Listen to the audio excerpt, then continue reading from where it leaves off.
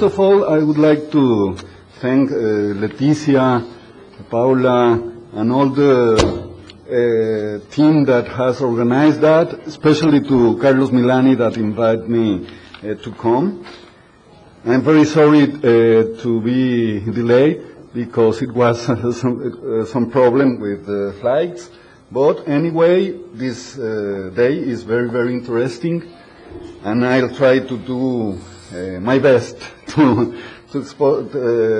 expose my paper.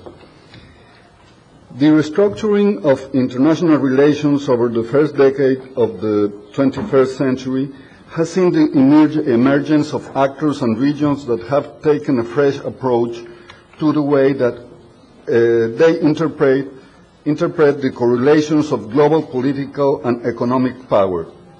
The traditional North-South relationship, which subordinated the peripheral areas of the world economy to the historic center of capitalism, has been amended under the influence of new emerging areas that act, to use a phrase coined by French economist François Perroux, as active units who do not seek to totally adapt their programs to their setting, but rather to adapt their setting to their programs.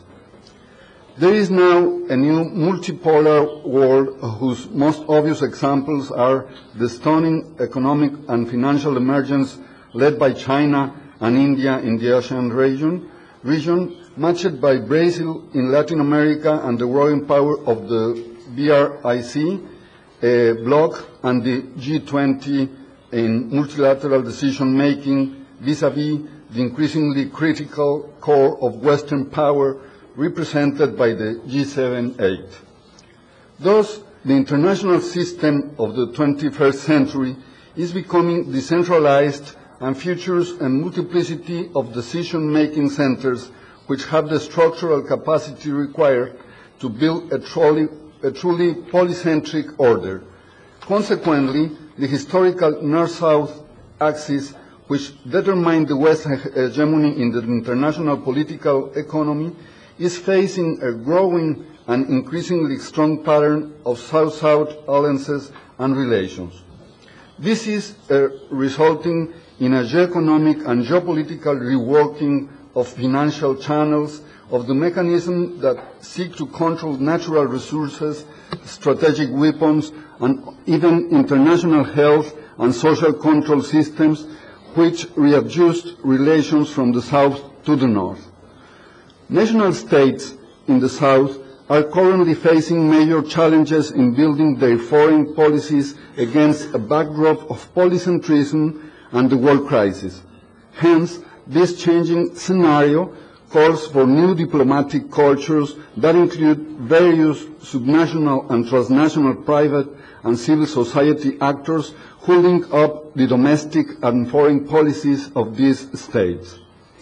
This paper examines the particular challenges faced by Mexico's foreign policies in light of the emerging polycentric international scenario, the restructuring of North-South relations, and the new South-South alliances. It places special emphasis on its unique relationship position with the United States and the countries and regions of Latin America and the Caribbean. It also looks at the ways in which the Mexican government and foreign ministry use foreign policy to tackle or face domestic variables that impact on the ideological direction and discursive legitimacy of domestic issues.